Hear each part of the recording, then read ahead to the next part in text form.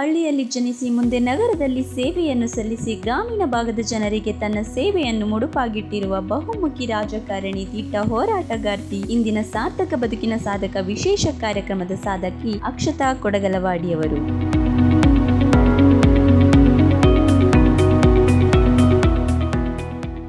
ನಗರ ಹಾಗೂ ಗ್ರಾಮೀಣ ಭಾಗದ ಶೈಕ್ಷಣಿಕ ಜೀವನದ ನಡುವಿನ ವ್ಯತ್ಯಾಸವನ್ನು ಗುರುತಿಸಿ ಹಳ್ಳಿಯ ವಿದ್ಯಾರ್ಥಿಗಳಿಗೆ ಅತ್ಯುತ್ತಮ ಗುಣಮಟ್ಟದ ಶಿಕ್ಷಣ ನೀಡಬೇಕೆಂದು ಚಿಂತಿಸಿ, ಜೊತೆಗೆ ಗ್ರಾಮೀಣ ಭಾಗದ ಜನರಲ್ಲಿರುವ ಅಭದ್ರತೆ, ಸಾಮಾಜಿಕ ಶೋಷಣೆ, ಅಸಮಾನತೆಯನ್ನು ಹೋಗಲಾಡಿಸಿ ಎಲ್ಲಾ ವರ್ಗದ ಜನರು ಒಂದಾಗಿ ಬಾಳುವಂತೆ ಹಾಗೂ ಮುನ್ನಡೆಯುವಂತೆ ಪ್ರೇರೇಪಿಸುವ ಹಾಗೂ ಸರ್ಕಾರದ ಸವಲತ್ತುಗಳು ಜನಸಾಮಾನ್ಯರಿಗೆ ದೊರಕಬೇಕೆಂದು ದೃಢ ನಿರ್ಧಾರ ಕೈಗೊಂಡ ಇವರು ರಾಜಕೀಯದ ಕಡೆ ಮುಖ ಮಾಡುತ್ತಾರೆ.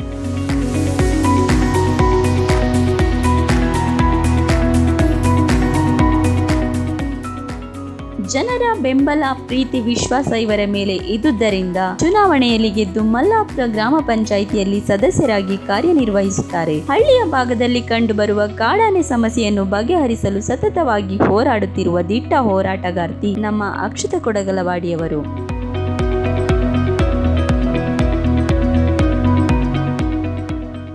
ಹಲವಾರು ಶಾಲೆಗಳಿಗೆ ಅಪಾರ ಕೊಡುಗೆಯನ್ನು ನೀಡಿರುವ ಇವರು ಹಲವಾರು ಭೀಮ ರಥೋತ್ಸವದಲ್ಲಿ ಭಾಗವಹಿಸಿದ್ದಾರೆ. ಡಾಕ್ಟರ್ BR ಅಂಬೇಡ್ಕರ್ ವಸತಿ ಶಾಲಾ ತರುವಲ್ಲಿ ಇವರ ಹೋರಾಟ ಅಮೋಘವಾದದ್ದು. ಹೇರ್ಗಳಲೆ ಗ್ರಾಮದಲ್ಲಿ ಅಂಬೇಡ್ಕರ್ ಕಂಚಿನ ಪ್ರತಿಮೆ ನಿರ್ಮಾಣ ಆಗುವುದಕ್ಕೆ ಮುಖ್ಯ ಕಾರಣವೆಂದರೆ ನಮ್ಮ ಅಕ್ಷತಾ ಕೊಡಗಲವಾಡಿಯವರು. ಶಿಕ್ಷಕರೇ, ಇವರ ಇನ್ನಷ್ಟು ಸಾಧನೆಗಳನ್ನು ನಮ್ಮ ವಿಶೇಷ ಕಾರ್ಯಕ್ರಮವಾದ ಸಾರ್ಥಕ ಬದುಕಿನ ಸಾಧಕ ಕಾರ್ಯಕ್ರಮದಲ್ಲಿ ವೀಕ್ಷಿಸೋಣ.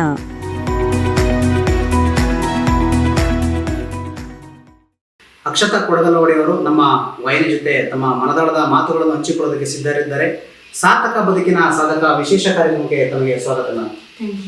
ಮೇಡಮ್, ತಮ್ಮ ಕಿರುಪರಿಚಯ ಮಾಡಿಕೊಡಿ ಮೇಡಮ್. ನಾನು ಅಕ್ಷತಾ ಕೊಡಗಲವಾಡಿ ಅಂತ ಹೇಳಿ, ನಾನು ಒಂದು ಕೆಂಚಮುಸ್ಕೋಟೆ ಅನ್ನೋ ಒಂದು ಹೋಬಳಿಲಿ ಒಂದು ಕೊಡಗಲವಾಡಿ ಅನ್ನೋ ಗ್ರಾಮದಲ್ಲಿ ನಾನು ಹುಟ್ಟಿದ್ದು. ಸೊ ಇಲ್ಲಿಂದ ಮುಂದೆ ನಾನು ಬೆಳೆದಿದ್ದೆಲ್ಲ ಸ್ವಲ್ಪ ಸಿಟಿ ಆ ಥರನೇ ಬೆಳೆದಿದ್ದು. ಆಮೇಲೆ ಮದುವೆ ಪ್ರೀತಮ್ ಅಂತ ಹೇಳಿ ಅವನ್ನ ಮದುವೆ ಆದೆ. ಸೊ ನನ್ನ ತಂದೆ ತಾಯಿ ಬಂದು ಮುರುಗೇಶ್ ಅಂತ ಹೇಳಿ ಕಮಲಾ ಅನ್ನೋ ಇದರಲ್ಲಿ. ಅದ್ರ ಜೊತೆಗೆ ನನ್ನ ತಾತ ಬಂದು ತಾಲೂಕ್ ಬೋರ್ಡ್ ಪ್ರೆಸಿಡೆಂಟ್ ಆಗಿದ್ರು, ಆಲೂರು ತಾಲೂಕ್ ಬೋರ್ಡ್ ಪ್ರೆಸಿಡೆಂಟ್ ಆಗಿದ್ರು. ಸೊ ಇಲ್ಲಿಂದ ನನಗೆ ಈ ಕಡೆ ನಾನು ಅಷ್ಟೊಂದೆಲ್ಲ ಬರ್ದಲೇ ಇದ್ದಿದ್ದರಿಂದ ನನಗೆ ಇಲ್ಲೆಲ್ಲೋ ಏನೂ ಗೊತ್ತಿರ್ತಿರ್ಲಿಲ್ಲ. ಬಟ್ ಆಮೇಲೆ ಓದಿದ್ದು ಎಲ್ಲ ಮೈಸೂರು ಆ ಕಡೆ. ಆಮೇಲೆ ಮದುವೆ ಆಗಿದ್ದು ಪ್ರೀತಮ್ ಅಂತ, ಅಲ್ಲಿ ಮದುವೆ ಆಯಿತು. ಅಲ್ಲೂ ಒಂದು ಸ್ವಲ್ಪ ಟೈಮ್ ವರ್ಕ್ ಮಾಡಿದೆ. ಅದೆಲ್ಲ ಆದಮೇಲೆ ಮತ್ತೆ ವಾಪಸ್ ನನಗೆ ಮಕ್ಕಳು ಇಲ್ಲ ಆಗುವಾಗ ಮತ್ತೆ ವಾಪಸ್ ಪ್ರಾಥಮಿಕ ಶಿಕ್ಷಣ ಎಲ್ಲ ಸಕಲೇಶ್ಪುರ ಫಸ್ಟು, ಆಮೇಲೆ ಕೂರ್ಗ್, ಆಮೇಲೆ ಮುಂದೆ ಮೈಸೂರು ಶಿಕ್ಷಣ ಮೈಸೂರು. ಹೌದು. ನಿಮ್ಮ ಈ ಸಮಾಜ ಸೇವೆ ತೊಡಗುವ ಮುಂಚೆ ನೀವೇನು ಕೆಲಸ ಮಾಡಿದ್ರಿ? ಇದಕ್ಕಿಂತ ಮುಂಚೆ ನಾನು ಒಂದು ಕನ್ಸಲ್ಟೆನ್ಸ್ಗೆ ವರ್ಕ್ ಮಾಡ್ತಾ ಇದ್ದೆ. ಅಲ್ಲಿ ಟ್ರೈನಿಂಗ್ ಮ್ಯಾನೇಜ್ಮೆಂಟ್ ಆಗಿ ಮಾಡ್ತಾ ಇದ್ದೆ. ಈವನ್ HR ಅಂದರೆ ಹೈಯರ್ ಮಾಡೋದು ಈ ಇನ್ಫೋಸಿಸ್ಗಳಿಗೆ ಅಥವಾ ಕೆಲವು ಕಾಫಿ ಶಾಪ್ಗಳಿಗೆ ಆ ಥರ ರೆಕ್ರೂಟ್ ಮಾಡೋದು, ಈ ಥರ ಎಲ್ಲ ಮಾಡ್ತಾ ಇದ್ದೆ. ಸೇಮ್ ಟೈಮ್ ನನಗೆ ಗೌರ್ಮೆಂಟ್ ಪ್ರಾಜೆಕ್ಟ್ಗಳು, ಇವಾಗ rural places like Mandya, Maddur, ಈ ಪ್ಲೇಸಸ್ಸಲ್ಲಿ ತುಂಬ ಲ್ಯಾಕ್ ಆಫ್ ಹೀಗೆ ಅಂತ ಹೇಳಿದ್ರೆ ಸಾಫ್ಟ್ ಸ್ಕಿಲ್ಸ್ ಇದರಲ್ಲಿ ಕಾಲೇಜ್ಗಳಲ್ಲಿ ಡಿಗ್ರಿ ಸ್ಟೂಡೆಂಟ್ಸ್ಗಳಿಗೆ ಅಲ್ಲಿ ನಾವು ಟ್ರೈನಿಂಗ್ ಕೊಟ್ಟರೆ ನಮಗೆ ಅದು ಗೌರ್ಮೆಂಟಿಂದ ನಮಗೆ ಅದು ಟ್ರೈನಿಂಗಿಗೆ ಅಪ್ರೋಚ್ ಮಾಡಿರೋರು. ಅಲ್ಲಿ ನಾನು ಅಲ್ಲಿಂದ ಸ್ಟಾರ್ಟ್ ಮಾಡಿದೆ ನಂದು ಕರಿಯರ್ನ. ಸೊ ಅದು ತುಂಬ ಖುಷಿ ಆಗ್ತಾಯಿತ್ತು. ಯಾಕಂದರೆ ರೂರಲ್ ಪ್ಲೇಸಸ್ಸಲ್ಲಿ ತುಂಬ ಕಷ್ಟ. ನಮ್ಮ ಮಕ್ಕಳುಗಳು ಇವಾಗ ಏನು ಕಾನ್ವೆಂಟ್ಗಳಲ್ಲಿ ಓದ್ತಾರೆ, 4th 5th ಸ್ಟ್ಯಾಂಡರ್ಡಿಗಿರೋ ನಾಲೆಡ್ಜ್ ಅಂದರೆ ಆ ಸಾಫ್ಟ್ ಸ್ಕಿಲ್ಸ್ ಅಥವಾ ಬಾಡಿ ಲ್ಯಾಂಗ್ವೇಜ್ ಇರ್ಬೋದು, ಮಾತಾಡೋದು ಹಿಂಗೆ ಕಮ್ಯುನಿಕೇಷನ್ ಸ್ಕಿಲ್ಸ್, ಅದು ಅವ್ರುಗಳಿಗೆ ಬರ್ತಾ ಇರಲಿಲ್ಲ. ಡಿಗ್ರಿ ಆದ್ರೇನೂ ಕೂಡ ಬರ್ತಾ ಇರಲಿಲ್ಲ. ಸೊ ಜಾಬ್ಗಳು ಸಿಗ್ತಾ ಇರಲಿಲ್ಲ. ನಾವು ಅದನ್ನು ಟ್ರೈನ್ ಮಾಡೋ ಒಂದು ಜಾಬ್ ಅದು ತುಂಬ ಚೆನ್ನಾಗಿತ್ತು. ಸೊ ಅಲ್ಲಿಂದ ನನಗೆ ತುಂಬ ಇಷ್ಟ ಆಗಿದ್ದು ಆ ಜಾಬ್ ಅದು. ಸೊ ಅಲ್ಲಿಂದ ಸಮಾಜ ಸೇವೆಯಲ್ಲಿ ಯಾಕೆ ಕೊಡಬೇಕು ಅಂತ ನಿಮ್ಮ ಆಸಕ್ತಿ ಬಂತು? ಇದು ಬಂದು ನಾವು ಅದೇ ಹೇಳಿದೆ, ನಾವು ಬೆಂಗಳೂರಲ್ಲಿ ಇದ್ದಿದ್ದು. ಸಿಟಿ ಲೈಫ್ಗೆ ಸಿಕ್ಕಾಬಟ್ಟೆ ನಾವು ಅಡಿಕ್ಟ್ ಆಗಿದ್ದು. Because city life is like ಹೆಂಗೆ ಇನ್ಸ್ಟೆಂಟ್ ಲೈಫ್. ನಾವು ಡೋರ್ ಸ್ಟೆಪ್ಪಲ್ಲಿ ಇರುತ್ತೆ ಏನು ಬೇಕಿದ್ರೇನು. ಆ ಲೈಫಿಗೆ ತುಂಬ ಅಡ್ಜಸ್ಟ್ ಆಗಿದೆ. ಲೇಟರ್ ನಾವು ಊರಿಗೆ ಬಂದಾಗ, ಇಲ್ಲಿ ಕೆಂಚಮುಸ್ಕೋಟೆಗೆ ಬಂದಾಗ ನನಗೆ ಪ್ರಾಪರ್ಟಿ ಇತ್ತು, ಕಾಫಿ ಪ್ಲಾಂಟೇಶನ್ ಇದರಲ್ಲಿ. ಆಮೇಲೆ ಒಂದಷ್ಟು ಇಲ್ಲಿಗೆ ಬಂದಾಗ ಲೈಫಲ್ಲಿ ಈ ಹಳ್ಳಿಗಳಲ್ಲಿ ಏನಾಗ್ತಾ ಇದೆ, ಯಾವ ರೀತಿಯಾಗಿ ಇವಾಗ ಸಮಾನತೆ ಇಲ್ದಲೇ ಇರೋದಿರ್ಬೋದು, ಅಥವಾ ಗೌರ್ಮೆಂಟಲ್ಲಿ ಏನು ಸಿಗ್ತಾ ಇದೆ ಫೆಸಿಲಿಟೀಸು ಅದು ಕೆಲವು ಜನಗಳಿಗೆ ಸಿಗ್ದಲೇ ಇರೋದು. ಆಮೇಲೆ ನಮ್ದು ಅದರಲ್ಲೂ ನಮ್ಮ ಸಕಲೇಶ್ಪುರ ಆಲೂರು ಭಾಗಗಳಲ್ಲಿ ಆನೆಗಳ ಗಲಾಟೆ ಜಾಸ್ತಿ ಇತ್ತು. ಆ ಟೈಮಲ್ಲಿ ವೆಹಿಕಲ್ಗಳು ಗೊತ್ತಲ್ವಾ ನಿಮಗೆ, ಒಂದೊಂದೇ ಮನೆಗಳಿರ್ತವೆ ಹಳ್ಳಿಗಳಲ್ಲಿ. ಆವಾಗ ಹೆಂಗೆ ಅಂತ ಹೇಳಿದ್ರೆ ಲೈಟ್ಗಳು ಇರ್ತಿರ್ಲಿಲ್ಲ. ಸೊ ಆಮೇಲೆ ಬಡವರಿಗೆ ಅಂತಾನೆ ಕೆಲವು ಫೆಸಿಲಿಟೀಸ್ಗಳನ್ನ ಕೊಟ್ಟಿದ್ದಾರೆ, ಅದನ್ನ ರೀಚ್ ಮಾಡೋದ್ರಲ್ಲಿ ಎಲ್ಲೋ ಒಂದ್ ಕಡೆ ಆಗ್ತಾ ಇಲ್ಲ ಅನ್ನೋದು ಅನ್ನಿಸ್ತು. ಮತ್ತೆ ಇನ್ನೊಂದು ಏನಂದ್ರೆ ನನ್ಗೆ ಗೊತ್ತಿಲ್ಲ, ನನ್ನ ತಾತ ಅಮ್ಮ ಅಜ್ಜಿ ಅವ್ರುಗಳಿಂದ ಬಂದಿತ್ತೋ ಏನೋ ನನ್ಗೆ ಗೊತ್ತಿಲ್ಲ. ನನಗೆ ಮುಂಚೆಯಿಂದನೂ ಯಾರೇ ನನ್ನ ಹತ್ರ ಕಷ್ಟ ಅಥವಾ ಏನೋ ಒಂದು ಹೆಲ್ಪ್ ಅಥವಾ ಏನೋ ಒಂದು ಕೇಳಿದ್ರೆ ಅವಾಗಿಂದನೂ ನನಗೆ ಅವ್ರಿಗೆಲ್ಲ ಸಹಾಯ ಮಾಡುವಂಥದ್ದು ಮುಂಚೆಯಿಂದನೂ ಇತ್ತು. ಈವನ್ ನಮಗೆ ವರ್ಕರ್ಸ್ ಬರೋರಲ್ವಾ, ಅವ್ರಿಗೆ ಏಜ್ ಆದಾಗ ಊಟ ಇಲ್ಲ ಅಂತ ಬರುವಾಗ ಅವ್ರಿಗೆ ನಾನು ಊಟ ಕೊಟ್ಕೊಂಡು ಕೂತ್ಕೊಂಡು ಅವ್ರ ಜೊತೆ ಸ್ವಲ್ಪ ಟೈಮ್ ಸ್ಪೆಂಡ್ ಮಾಡ್ತಿದ್ದೆ. ನಂಗೆ ಅದು ಖುಷಿ ಕೊಡ್ತಾ ಇತ್ತು. ಅದ್ರ ಜೊತೆಗೆ ಈ ತರ ಎಲ್ಲ ಇಲ್ಲಿ ನೋಡಿದಾಗ ನಾನು ಏನಾದ್ರು ಮಾಡಬೇಕು ಜನಗಳಿಗೆ. ಹೌದು ಹೌದು. ಮತ್ತೆ ನನಗೆ ಜನಗಳು ತುಂಬಾ ಅಷ್ಟೇ ಸಪೋರ್ಟಿವ್ ಆಗಿ, ಮೇಡಮ್ ನೀವು ನಿಂತ್ಕೊಳ್ಳಿ, ನಿನ್ ಕೈಲಿ ಆಗತ್ತೆ ಅಂತ ಹೇಳಿ. ಬಿಕಾಸ್ ನಾನು ಸ್ವಲ್ಪ ಹೋಮ್ಲಿ ಥರನೇ ಇದ್ದಿದ್ದು. ಬಟ್ ಇಲ್ಲಿ ಬಂದಾಗ ಕೆಲವೊಂದು ಸಮಸ್ಯೆಗಳನ್ನ ನೋಡುವಾಗ ಅದನ್ನ ಮಾತಾಡಿದ ರೀತಿಗಳಿಗೆ ಜನಗಳೇ ನನಗೆ ತುಂಬಾ ಹೇಳಿದ್ದು. ನೀವು ರಾಜಕೀಯಕ್ಕೆ ಯಾವಾಗ ಕಾಲ ಇಟ್ಟಿದ್ರಿ, ಯಾಕೆ ಇದರಿಂದ ನಿಮಗೆ ಆಸಕ್ತಿ ಹೇಗೆ ಬಂತು? ರಾಜಕೀಯ ಬಂದು ಅದೇ ಹೇಳಿದೆ, ಸಮಾಜ ಸೇವೆ ಮಾಡ್ತಾ ಇದೆ, ಹಿರಿಯರು ಅಥವಾ ಮಕ್ಕಳುಗಳ ಸ್ಕೂಲ್ಗಳದ್ದು ಅಥವಾ ಒಂದಷ್ಟು ಎಲ್ಲರ ಜೊತೆ ಕಮ್ಯುನಿಕೇಟ್ ಮಾಡ್ತಾ ಇದೆ ಈ ಹಳ್ಳಿ ಜನಗಳ ಜೊತೆ, ಗ್ರಾಮಸ್ಥರುಗಳ ಜೊತೆ. ಒಂದು ಇನ್ಸಿಡೆನ್ಸ್ ಅಂತೂ ಏನಾಯಿತು ಅಂತ ಹೇಳಿದ್ರೆ, ಒಂದು ಇನ್ಸಿಡೆನ್ಸಲ್ಲಿ ಒಬ್ಬ ಒಂದು 9-10 ಗಂಟೆ ಟೈಮಲ್ಲಿ ಒಬ್ಬ ತೀರ್ಕೋತಾನೆ. ಆ ತೀರ್ಕೊಂಡಿದ್ದ ಟೈಮಲ್ಲಿ ನಮಗೆ ವಿಷಯ ಗೊತ್ತಾಗುತ್ತೆ. ಅಲ್ಲಿ ಎಷ್ಟೋ ಜನ ಮುಖಂಡರುಗಳು ಬರ್ತಾರೆ, ತುಂಬ ಕಾಂಪ್ಲಿಕೇಶನ್, ಬಿಕಾಸ್ ಅವ್ರು ಮರದಿಂದ ಬಿದ್ದಿರ್ತಾರೆ. ಆ ಟೈಮಲ್ಲಿ ಎಲ್ಲರೂ ಇದ್ದಾರೆ, ಬಟ್ ಅಲ್ಲಿ ಕಾಂಪ್ಲಿಕೇಶನ್ ಯಾರು ಸಾಲ್ವ್ ಮಾಡ್ಕೊಳ್ಳೋಕ್ಕೆ ರೆಡಿ ಇಲ್ಲ. ಅದನ್ನ ಹೇಗೆ ಅಲ್ಲಿಂದ ಆಚೆ ಬರಬೇಕು ಅನ್ನೋದು ಗೊತ್ತಾಗ್ತಾ ಇರಲಿಲ್ಲ. ಅದು ಕಂಪ್ಲೇಂಟ್ ಆಗಬೇಕು, ಅದೆಲ್ಲ ಪ್ರೊಸೀಜರ್ ಇರುತ್ತೆ, ಅದನ್ನ ಮಾಡೋ ತುಂಬ ಲೇಟ್ ಮಾಡಿ ಅದನ್ನ ಹೇಗೆ ನಡೆಸ್ಕೋಬೇಕು ಅನ್ನೋದು ಗೊತ್ತಾಗ್ತಿರ್ಲಿಲ್ಲ. ಕೆಲವು ಮುಖಂಡರುಗಳಲ್ಲಿ ಇರ್ತಿದ್ರು, ಅವ್ರವ್ರದ್ದೇ ಅಡ್ವಾಂಟೇಜ್ಗಳು ತಗೊಂಡು ಆ ಥರ ಮಾಡೋದು. ಸೊ ನಾನು ಅದೆಲ್ಲ ನೋಡ್ತಾ ಇದ್ದೆ, ನಾನು ಹೋದೆ, ಇನ್ವಾಲ್ವ್ ಆದೆ ಅದಕ್ಕೆ. You believe it or not, 12 o'clock ಅದೆಲ್ಲ ಆಗಿ ಅದನ್ನ ಆಂಬ್ಯುಲೆನ್ಸಲ್ಲಿ ನಾವು ಅದನ್ನ ಪೋಸ್ಟ್ ಮಾರ್ಟಮಿಗೆ ಆಲೂರಿಗೆ ತಗೊಂಡು ಹೋಗ್ಬೇಕು ಅನ್ನೋ ಟೈಮಲ್ಲಿ ಒಬ್ಬ ಇಡೀ ಸುತ್ತಮುತ್ತ ಮುಖಂಡರುಗಳು ಬರ್ತಾ ಇರ್ಲಿಲ್ಲ. ಹೇಳ್ಕೊಳಕ್ಕೆ ನಾನು ಮುಖಂಡ, ಆದ್ರೆ ಒಬ್ಬ ನಾನ್ ಮಾಡ್ತೀನಿ ಇದನ್ನ ಅನ್ನೋರು ಮುಂದೆ ಬರ್ತಾ ಇರ್ಲಿಲ್ಲ. ಆಗ ನನಗೆ ನಾನು ಒಬ್ಳೇ ಇದ್ದೆ. ಈವನ್ ನಾನು ಸ್ವಲ್ಪ ಯೂಶಲಿ ನಾನು ಒಬ್ಳೇ ಓಡಾಡೋದು ಎಲ್ಲ ಮಾಡ್ತೀನಿ. ಆವಾಗ ನಾನು ಇವ್ರದ್ದೆಲ್ಲ ಕರ್ಕೊಂಡು ಆಲೂರಿಗೆಲ್ಲ ಹೋಗಿ, ಆಗ ಅಲ್ಲಿ ಕಂಪ್ಲೇಂಟ್ಗಳು ಅದು ಪೋಸ್ಟ್ ಮಾರ್ಟಮ್ಸ್ ಎಲ್ಲ ನಾನು ಬರುವಾಗ 3 ಗಂಟೆ ಆಗಿತ್ತು. ಸೊ ಆಗ ನನಗೆ ಜನಗಳು ಹೇಳೋಕೆ ಸ್ಟಾರ್ಟ್ ಮಾಡಿದ್ರು, ಮೇಡಮ್ ನೀವು ಮಾಡಿದ್ರೆ ಮುಂದೆ ಎಲ್ಲರಿಗೂ ಹೆಲ್ಪ್ ಆಗ್ಬೋದು ಅನ್ನೋದು. ಇನ್ನೂ ಒಂದು ಏನಂತ ಹೇಳಿದ್ರೆ, ಇದು ಸಮಾಜ ಸೇವೆ ಬಿಫೋರ್ ಪಾಲಿಟಿಕ್ಸ್.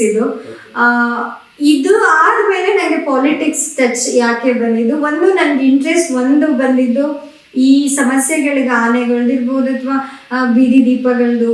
ನಾವೆಲ್ಲ ಟಿ ವಿಲಿ ಹೆಂಗೆ ಕುತ್ಕೊಂಡು ನೋಡ್ತಾ ಇರ್ತೀವಿ, ಬೀದಿಗೆ ದೀಪಗಳಂತೆ, ಆಮೇಲೆ ಬಡವ್ರುಗಳಿಗೆ ಮನೆಗಳಂತೆ, ಚರಂಡಿ ಸಮಸ್ಯೆಗಳು, ನೀರಿನ ಸಮಸ್ಯೆಗಳು ಎಷ್ಟು ಚೆನ್ನಾಗಿ ತೋರಿಸ್ತಾರೆ ಅಂತ ಹೇಳಿದ್ರೆ ನಾವೆಲ್ಲ ಬಗೆಹರಿಸ್ಬಿಟ್ಟಿದೀವಿ. ನಾವೇನ್ ಮಾಡ್ತೀವಿ, ಆಕ್ಚುಲ್ ಆಗಿ ಹಳ್ಳಿಗಳಲ್ಲಿ ಇದು ಸಿಗ್ತಾ ಇರಲಿಲ್ಲ. ಸೊ ಈ ತರ ಆಡುವಾಗ ನನಗೆ ಒಂದು ಫೀಲ್ ಬಂದು, ನೋಡೋಣ ನಾನು ಏನಾದ್ರು ಮಾಡ್ಬೋದಾ. ಆದ್ರೆ ಇಲ್ಲಿ ಫೆಸಿಲಿಟೀಸ್ಗಳನ್ನ ಜನಪ್ರತಿನಿಧಿಗಳು ರೀಚ್ ಮಾಡೋದ್ರಲ್ಲಿ ಎಲ್ಲೋ ಒಂದ್ ಕಡೆ ಎಡುತ್ತಾ ಇದ್ದಿದ್ದು. ಸೊ ಹಾಗಾಗಿ ನಾನು ಅದನ್ನೆಲ್ಲ ಒಂಚೂರು ಕಮ್ಮಿ ಮಾಡಬೇಕು ಅನ್ನೋದು. ಆಮೇಲೆ ಕೆಲವು ಕಾನೂನು ಬಾಹಿರವಾಗಿ, ಅಥವಾ ಈಗ ಒಬ್ಬ ಮನುಷ್ಯನಿಗೆ ಅವನಿಗೆ ಎಲ್ಲ ರೈಟ್ಸ್ ಇದೆ ಈ ಇಲ್ಲಿ ಜೀವನ ಒಂದು ಮಾಡೋಕೆ. ನಮ್ಮಲ್ಲಿ ಮೂಲಭೂತ ಸೌಕರ್ಯ ಎಲ್ಲ ಫೆಸಿಲಿಟೀಸ್ಗಳನ್ನ ತಗೊಳ್ಳೋ ಅಂತ ಶಕ್ತಿ ಒಬ್ಬ ಮನುಷ್ಯನಿಗಿದೆ. ಅದು ಪ್ರಜಾಪ್ರಭುತ್ವ ಅನ್ನೋದೇ ಗೊತ್ತಿಲ್ಲ ಕೆಲವರಿಗೆ ಈ ಹಳ್ಳಿಗಳಲ್ಲಿ. We have to depend on others, ಅಂದ್ರೆ ಬೇರೆಯವ್ರಿಗೆ ನಾವು ಡಿಪೆಂಡ್ ಆಗಿರ್ಬೇಕೇನೋ, ಅವ್ರು ಹೇಳಿದ ನಾವು ಕೇಳದೆ ಇದ್ರೆ ನಮಗೆ ಮುಂದೆ ಹೋಗಕ್ ಕಷ್ಟ. ಸೊ ಈ ತರ ಯಾಕಂತ ಹೇಳಿದ್ರೆ ಇಲ್ಲಿ ಕಾನೂನು ಅವ್ರಿಗೆ ಗೊತ್ತಿಲ್ಲ. ಹಾಗಾಗಿ ಸ್ವಲ್ಪ ಆ ಥರ ಆಗ್ತಾ ಇತ್ತು. ಅಲ್ಲೆಲ್ಲೋ ಒಂದ್ ಕಡೆ ನಾನು ಮುಂದೆ ಹೋಗ್ಬೇಕು ರಾಜಕೀಯದಲ್ಲಿ, ಅದ್ರ ಜೊತೆಗೆ ಜನಗಳು ಇಲ್ವಲ್ಲ. ಆಮೇಲೆ ಇನ್ನೊಂದು ಅದೇ ಏನ್ ಹೇಳ್ತಾರೆ, ನನ್ನ ತಾತನ ನೋಡಿ, ನನ್ನ ತಾತನ ಜೊತೆ ಬೆಳೆದಿಲ್ಲ, ನನ್ನ ಪೇರೆಂಟ್ಸ್ ಜೊತೆನೂ ನಾನು ಬೆಳೆದಿರ್ಲಿಲ್ಲ. ಬ್ಲಡ್ ಅನ್ನೋದು ಹೇಗಿತ್ತು ಅಂತ ಹೇಳಿದ್ರೆ ನನ್ನನ್ನು ಅಷ್ಟೇ ಕರ್ಕೊಂಡು ಬಂತು ಇಲ್ಲಿಗೆ. ದೆನ್ ಇವಾಗ ಇದೆ ನನ್ನ ಹತ್ರ ಒಂದಷ್ಟು ವಿಷಯಗಳಿದೆ, ಅದನ್ನ ಲೈಫಲ್ಲಿ ನಾನು ಅದೆಲ್ಲ ಜನಗಳಿಗೋಸ್ಕರ ಮಾಡಬೇಕು ಅನ್ನೋದು ತುಂಬ. ನೀವು ಮಲಪುರ ಗ್ರಾಮ ಪಂಚಾಯತಿ ಸದಸ್ಯರಾಗಿ ಯಾವ ರೀತಿ ಕಾರ್ಯನಿರ್ವಹಿಸ್ತೀರಿ? ಮಲಪುರ ಗ್ರಾಮ ಪಂಚಾಯತಿ ಸದಸ್ಯ ಆದಮೇಲೆ ಮೊದಲಿಗೇನೆ ನನ್ನನ್ನು ವಿರೋಧಿಸೋರು ಜಾಸ್ತಿ ಆಗಿದ್ರು. ಬಿಕಾಸ್ ನಾನು ಸ್ವಲ್ಪ ಕರಪ್ಷನ್ ಮಾಡೋದಕ್ಕೆ ಒಪ್ಪಲ್ಲ. ಆಮೇಲೆ ಇದು ಹಳ್ಳಿಗಳಲ್ಲಿ ಇರೋದು, ನಾವು ಒಂದು ಅಲ್ಲಿ ಬರೋದು ಗ್ರಾಮ ಪಂಚಾಯತಿಗೆ ಬರೋದೇ ತುಂಬಾ ಸಣ್ಣ ಅಮೌಂಟ್. ಸೊ ನಾವು ಅದನ್ನ ನಾವು ಕರೆಕ್ಟಾಗಿ ಕಾಪಾಡಿಕೊಂಡು ಜನಗಳಿಗೆ ರೀಚ್ ಮಾಡಲಿಲ್ಲ. ಅಲ್ಲಿ ಏನೋ ನಮಗೆ ವೇಸ್ಟ್ ಅಂತ ನಾವು ಅಲ್ಲಿ ಹೋಗಿದ್ದಕ್ಕೂ ಏನೂ ಆಗ್ತಿರ್ಲಿಲ್ಲ. ಸೊ ಹಂಗಾಗಿ ನಾನು ಅಲ್ಲಿ ಹೋಗಿದ್ದಾಗ ಫಸ್ಟ್ ಮೊದಲಿಗೆ ಬೀದಿ ದೀಪ ಹಗರಣ ಅಂತ ಹೇಳಿ ದೊಡ್ಡ ಸ್ಕ್ಯಾಮ್ ಆಯಿತು. ಅಲ್ಲಿ ಬಿಲ್ಲಿಂದು ಪ್ರಾಬ್ಲಮ್ ಮಾಡಿಕೊಂಡು ಅವಾಗ.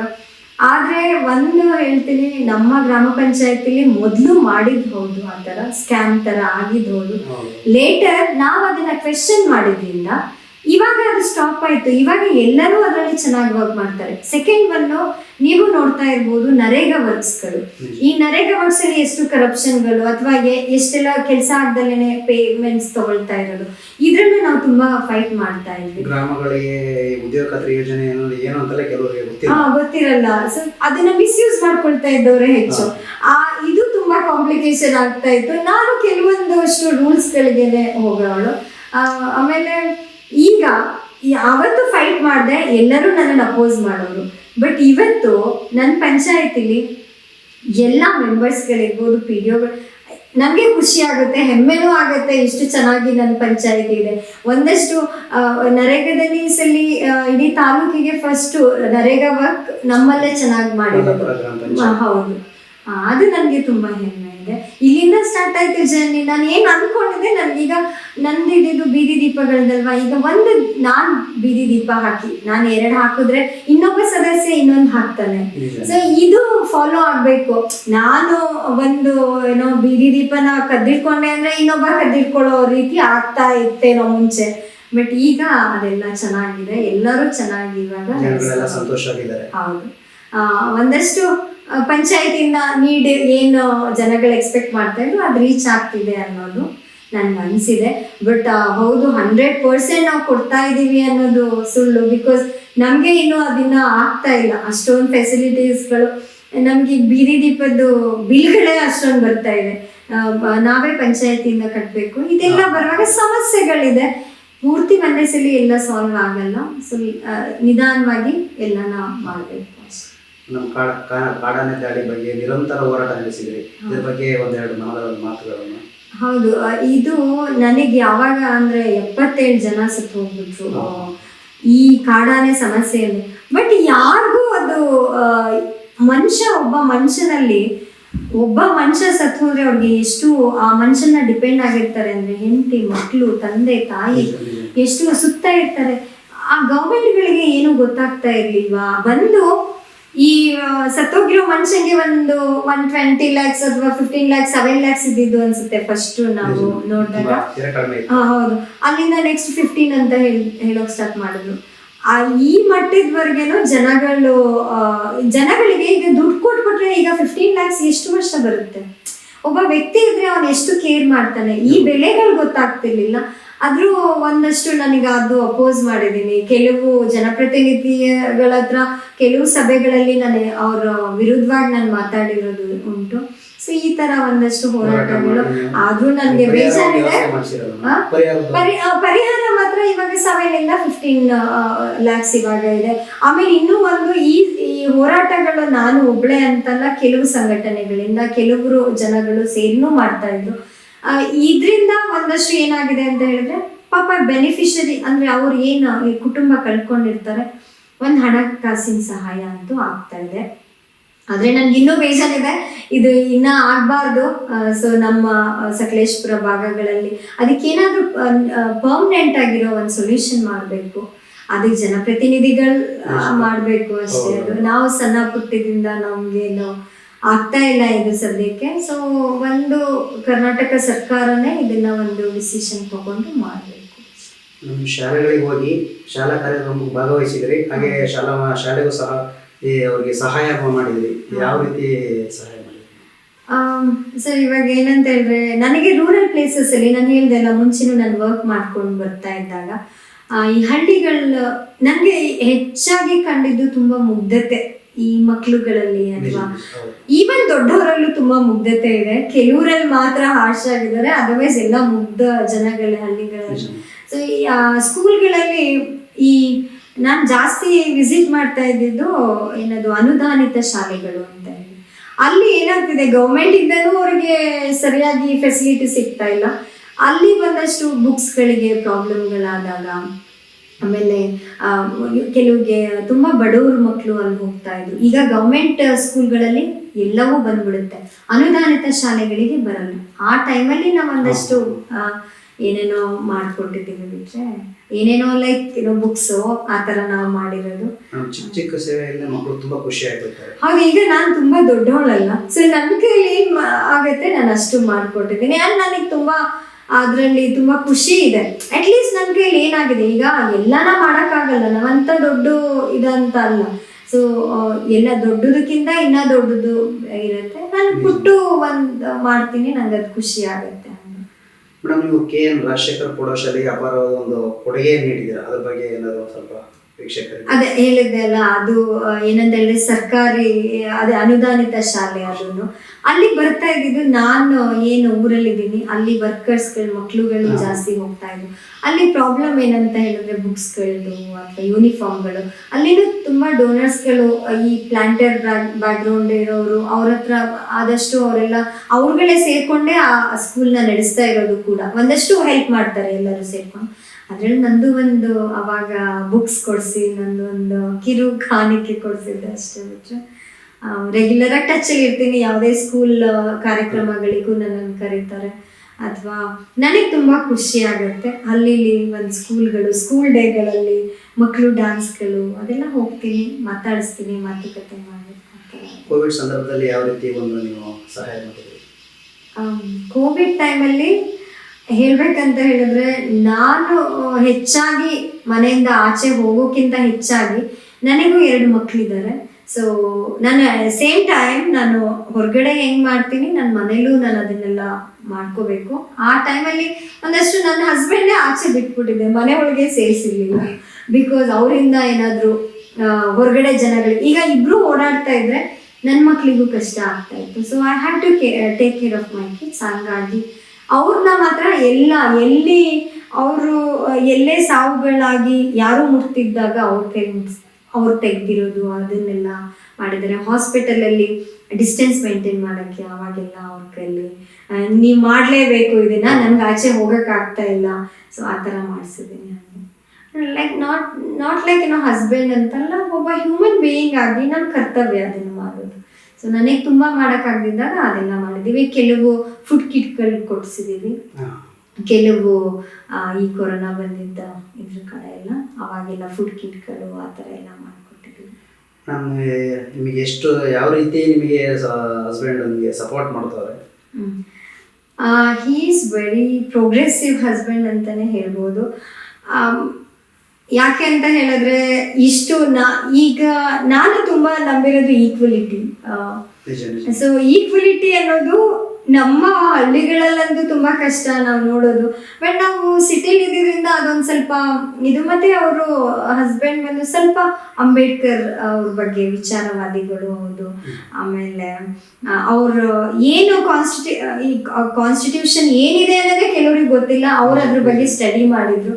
ಒಂದಷ್ಟು ಪ್ರೋಗ್ರೆಸಿವ್ ಆಗಿರೋದ್ರಿಂದ ನನಗೊಂದಷ್ಟು ಹೆಲ್ಪ್ ಆಯಿತು. ಅಫ್ಕೋರ್ಸ್ ಕೆಲವು ಸಮಸ್ಯೆಗಳಿದ್ದೆ, ಹಾಗೆ ಆಗುತ್ತೆ ನಾವು ಪಬ್ಲಿಕ್ಕಿಗೆ ಹೋದಾಗ ಮನೆಯಿಂದ ಒಂದಷ್ಟು. But end of the day ಗೊತ್ತು, ವಿ ನೋ ಈಚ್ ಅದರ್, ಹೇಗೆ ನಾನು ಹೇಗೆ ಆಚೆ ಹೋದ್ರೆ ಹೆಂಗೆ ಅದನ್ನ ನಾನು ಅಲ್ಲಿ ಹೇಗೆ ಸೇಫ್ ಆಗಿ ಅಥವಾ ಇದು ಮಾಡ್ಬೇಕನ್ನೋದು ಅವ್ರಿಗೆ ಕನ್ಸರ್ನ್ ಇರೋದ್ರಿಂದ ಅಲ್ಲಿ ಒಂದಷ್ಟು ಆಗೋದು. ಬಟ್ ಲೇಟರ್ ನಾನು ಕನ್ವಿನ್ಸ್ ಮಾಡಿದಾಗ ಹಿ ಕ್ಯಾನ್ ಅಂಡರ್ಸ್ಟ್ಯಾಂಡ್, ಓಕೆ ಹಿಂಗಿದೆ.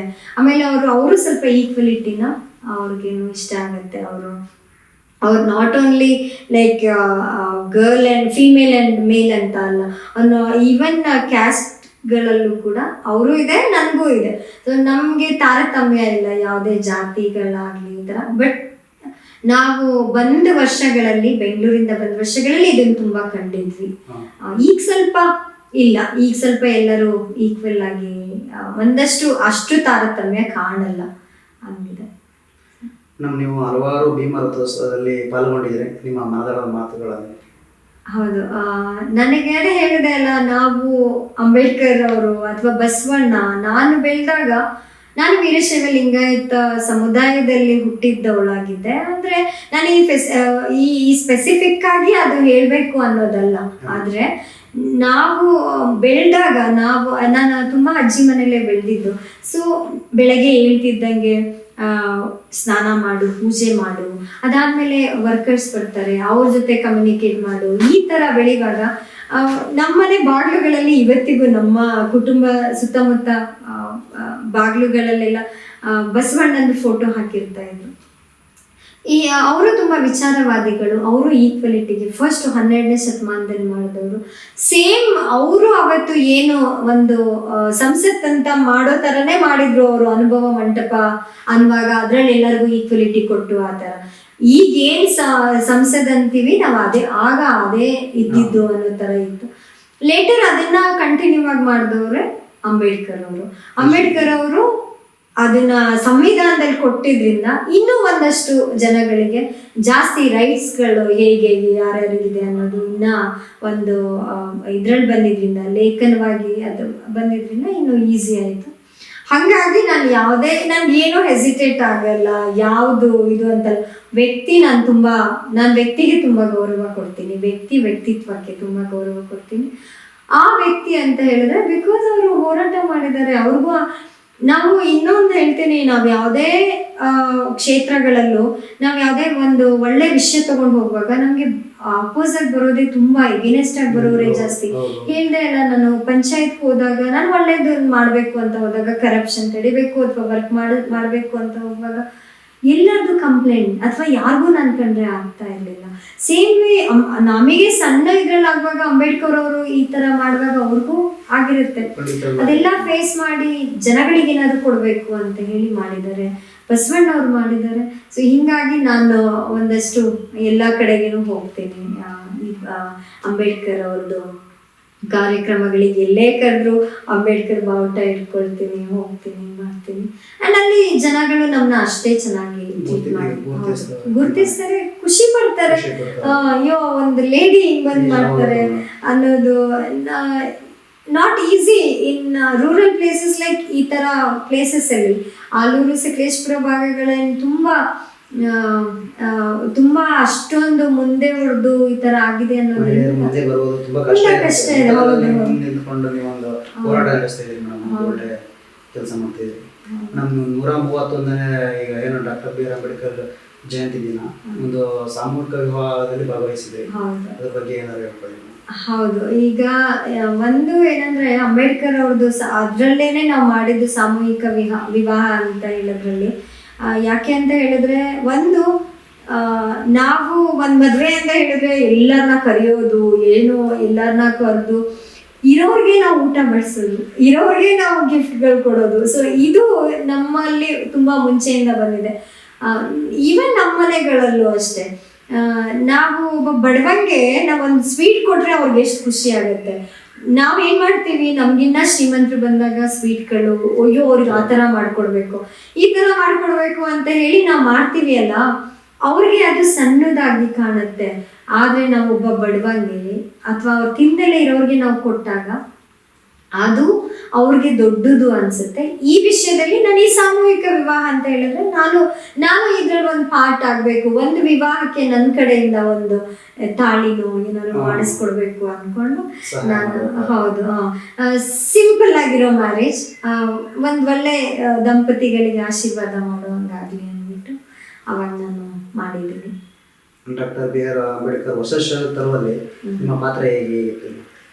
ವಸತಿ ಶಾಲೆ ಅಂತ ಹೇಳಿದೆ ಅಲ್ಲ, ಕೆಲವೊಂದ್ಸಲಿ ಕೆಲವರು ಅಂಬೇಡ್ಕರ್ ಅವ್ರನ್ನ ಬಳಸ್ಕೊಂಡಿರೋ ರೀತಿನೇ ಬೇರೆ, ರಾಜಕೀಯವಾಗಿ ಅವ್ರ ಹೆಸರು ಮಾತ್ರ ಬಳಸ್ಕೋತಾರೆ. ನಾವೆಲ್ಲೇ ನೋಡ್ಬೋದು, ಬಸವಣ್ಣ ಆಗ್ಲಿ ಅಂಬೇಡ್ಕರ್ ಅವ್ರನ್ನಾಗ್ಲಿ ನಾವು ಪೂಜೆ ಮಾಡೋದಂತ ಅಲ್ಲ, ಅವ್ರದ್ದು ತತ್ವಗಳನ್ನ ನಾವು ಮನಸ್ಸಲ್ಲಿ ಮಾಡ್ಕೋಬೇಕು, ಅಳವಡಿಸ್ಕೋಬೇಕು. ನಾನು ಎಷ್ಟು ಸಲ ಹೋಗಿ ಊದ್ಗಡ್ಡಿ ಬೆಳಗಿ ಪೂಜೆ ಮಾಡ್ತೀನಿ ಅನ್ನೋದು ದೊಡ್ಡದೇ ಅಲ್ಲ, ಅವ್ರಿಗೆ ಏನು ಅವ್ರ ತತ್ವಗಳಿದ್ವು ಅದನ್ನ ಅಳವಡಿಸ್ಕೊಂಡ್ರೆ ಅವ್ರಿಗೆ ಇನ್ನ ಖುಷಿ ಆಗತ್ತೆ ಅಂತ ನಂಬಿರೋಳು ನಾನು. ಸೊ ಹಾಗಾಗಿ ನಾನು ಇದರಲ್ಲಿ ಅಂಬೇಡ್ಕರ್ ಅವ್ರದ್ದು ಇದಕ್ಕೆಲ್ಲ ನಾನು ಜಾಸ್ತಿ ಅವ್ರದ್ದು ಏನೇ ಕಾರ್ಯಕ್ರಮಗಳಿರ್ಲಿ, ಅಥವಾ ನೀವು ಹೇಳಿದ್ರೆ ಶಾಲೆ ಅಂತ ಹೇಳಿ, ಈ ರಾಜಕಾರಣದಲ್ಲಿ ಹೆಂಗ್ ಬರುತ್ತೆ ಅಂತ ಹೇಳಿದ್ರೆ, ಶಾಲೆ ಅಂಬೇಡ್ಕರ್ ಶಾಲೆ ಎಲ್ಲೋ ಒಂದ್ ಕಡೆ ಮಾಡ್ಬಿಡೋದು, ಅದ್ರಲ್ಲಿ ಒಂದಷ್ಟು ಫಂಡ್ಗಳು ಬರುತ್ತೆ, ಅದರಲ್ಲಿ ಯಾರ್ಯಾರು ತಗೋಬೇಕು, ಈ ತರದ್ದು ಒಂದು ನಡೀತಾ ಇದ್ದಿದ್ದು ನಮ್ಮ ಸುತ್ತಮುತ್ತ ಭಾಗಗಳಲ್ಲಿ. ಆಗ ನಾವು ಒಂದು ವಾಯ್ಸ್ ರೈಸ್ ಮಾಡಿದ್ವಿ, ಪರ್ಟಿಕ್ಯುಲರ್ ಆಗಿ ಹೊಳೆ ಸೈಡಲ್ಲಿ ಮಾಡಕ್ ಹೋಗಿದ್ದು. ಆಮೇಲೆ ಆನೆಗಳಿರೋದನ್ನ ನಿಮ್ಗೆ ಹೇಳ್ತಾ ಇದ್ದಲ್ಲ, ಆನೆಗಳಿರೋ ಅಂತ ಜಾಗಗಳು, ಹೌದು, ಆ ಜಾಗಗಳಲ್ಲಿನೇ ಒಂದು ಪ್ಲೇಸ್ ನ ಫಿಕ್ಸ್ ಮಾಡ್ಬಿಟ್ಟಿದ್ದಾರೆ. ಅಲ್ಲಿ ಆನೆ, ಆಮೇಲೆ ಫಾರೆಸ್ಟ್ ಡಿಪಾರ್ಟ್ಮೆಂಟ್ ಇಂದ ಪರ್ಮಿಷನ್ ಇಲ್ಲ ಅದಕ್ಕೆ, ಆದ್ರೂ ಅಲ್ಲಿ ಫಿಕ್ಸ್ ಮಾಡಿದ್ರು. ಆಮೇಲೆ ಅಲ್ಲಿ ಬಂದಿದ್ದೆಲ್ಲ ಮಹಿಳಾ ಇವ್ರುಗಳಿಗೆ, ಸ್ಟೂಡೆಂಟ್ಸ್ಗಳಿಗೆ. ನಾವ್ ಯೋಚನೆ ಮಾಡ್ಬೇಕು, ಮರಳಿರುವಂತ ಜಾಗ, ನದಿ ತೀರದಲ್ಲಿ, ಹೊಳೆ ತೀರ ಇರ್ಬೋದು, ಆ ಕಾಡುಗಳಲ್ಲಿ ಮಾಡಿದ್ರೆ ಹೆಣ್ಮಕ್ಳು ಎಷ್ಟು ಸೇಫ್. ನಾನು ಇದೀನಿ ಹೊಳೆ ಸೈಡಲ್ಲೇ, ನಂದು ಒಂದೇ ಮನೆ ಇರೋದು, ನಂದು ಕಳ್ಳರುಗಳಿರ್ತಾರೆ, ಮರಳು ಕಳ್ಳರುಗಳಿರ್ತಾರೆ, ಆನೆಗಳು ನಮ್ಮ ಮನೆಗೂ ಬರ್ತಾ ಇದೆ. ಸೇಮ್ ಅಲ್ಲ ಬೇರೆ ಹೆಣ್ಮಕ್ಳಿಗಳೇನು, ಅಂಬೇಡ್ಕರ್ ಹೆಸರು ಹೇಳ್ಕೊಂಡಾಗ ಅಲ್ಲಿ ಒಳ್ಳೇದಾಗ್ಬೇಕಲ್ಲ, ಆವಾಗ ಒಂದಷ್ಟು ನಾನು ಅಲ್ಲಿ ಇನ್ನ ಒಳ್ಳೆ ಪ್ಲೇಸಿಗೆ ಅದು ಕೊಡ್ಬೇಕು ಅಂದ್ಬಿಟ್ಟು ಅದನ್ನ ಬೇರೆ ಪ್ಲೇಸ್ಗಳಲ್ಲಿ ಮಾಡಿಸಿದ್ವಿ. ಸೊ ಅದೆಲ್ಲ ಮಾಡಿದೀವಿ. ನನಗೆ ಇವಾಗ ಖುಷಿ ಇದೆ, ಜನ ಅವತ್ತು ನಮ್ಮನ್ನ ವಿರೋಧಿಸಿದ್ದಾರೆ, ನನ್ ಬೆನಿಫಿಟ್ ಏನೋ ಮಾಡ್ಕೊಂಡೆ ಅಂತ ಹೇಳಿ. ನನಗೆ ಖುಷಿ ಇದೆ, ನನಗೆ ಏನಾಗ್ಬೇಕಿತ್ತು, ಕೆಲ್ಸ ಒಳ್ಳೇದಾಗ್ಬೇಕು. ಯಾವ್ದಾದ್ರೂ ಅಷ್ಟೇ, ನಾನೇನು ಎಲ್ಲಾರು ಬಂದು ಹಾರ ಹಾಕಿ ನನ್ಗೆ ಸನ್ಮಾನಿಸ್ಲಿ ಅಂತ ನಾನು ಕೆಲಸ ಮಾಡ್ದವಳಲ್ಲ, ನನಗೆ ಮನ್ಸಿಗೆ ತೃಪ್ತಿ ಆಗ್ಬೇಕಿತ್ತು. ಸೊ ಅಲ್ಲಿಂದ ತೆಗೆದು ಬೇರೆ ಕಡೆಗೆ ಇವಾಗ ಮಾಡ್ತಾ ಈಗ ಕನ್ಸ್ಟ್ರಕ್ಷನ್ ಆಗಿದೆ. ಏರ್ಗಳಲ್ಲೇ ಗ್ರಾಮಕ್ಕೆ ಅಂಬೇಡ್ಕರ್ ಕಂಚಿನ ಪ್ರತಿಮೆ ತರಲಿಕ್ಕೆ ನೀವೇ ಮುಖ್ಯ ಕಾರಣ ಅಂತ ಗೊತ್ತಾಯ್ತು. ಹೌದು, ಅದೇ ಹೇಳಿದೆ ಅಲ್ಲ, ನಾನು ತುಂಬಾ ಇಷ್ಟಪಟ್ಟು ನಾನು ಅಂಬೇಡ್ಕರ್ ಅವರು. ಆಮೇಲೆ ನಮ್ಗೆ ಸಿಟಿ ಲೈಫಲ್ಲಿ ಇದೆಲ್ಲ ಗೊತ್ತಿಲ್ಲ, ಅಸಮಾನತೆ ಅನ್ನೋದು ನನ್ಗೇನ್ ಗೊತ್ತಾಗಿರ್ಲಿಲ್ಲ, ನಾನು ಬೆಳೆದಿರ್ಲಿಲ್ಲ ಆ ರೀತಿಯಾಗಿ. ಏಕೆಂದ್ರೆ ನನ್ನ ಪಕ್ಕ ಯಾವ ಕಮ್ಯುನಿಟಿ ಅವ್ರು ಕೂತಿರ್ತಾರೆ ಅನ್ನೋದು ನನಗೇನು ಗೊತ್ತಾಗ್ತಿರ್ಲಿಲ್ಲ. ಬಟ್ ಈ ಭಾಗಗಳಲ್ಲಿ ತುಂಬಾ ಅಸಮಾನತೆ ನೋಡುವಾಗ ನನಗೆ ಪಾಪ ಇವರು, ಆಮೇಲೆ ನಮ್ಮ ಗ್ರಾಮಸ್ಥರುಗಳಲ್ಲೂ ಕೇಳಿದ್ರು ಅವರು, ಅಂಬೇಡ್ಕರ್ ಸ್ಟ್ಯಾಚು ನಮ್ಮ ಗ್ರಾಮಕ್ಕೆ ಮಾಡಬೇಕು, ಅದಕ್ಕೆ ನಾವೇನ್ ಮಾಡ್ಬೋದು ಅನ್ನೋದು. ಸೊ ಅಲ್ಲಿ ಒಂದಷ್ಟು ನಾವು ನಿಂತ್ಕೊಂಡ್ವಿ. ಆಟೋಮೆಟಿಕ್ ಆಗಿ ಜನಗಳು ಫಂಡ್ಗಳು ಕಲೆಕ್ಟ್ ಮಾಡಿದ್ವಿ.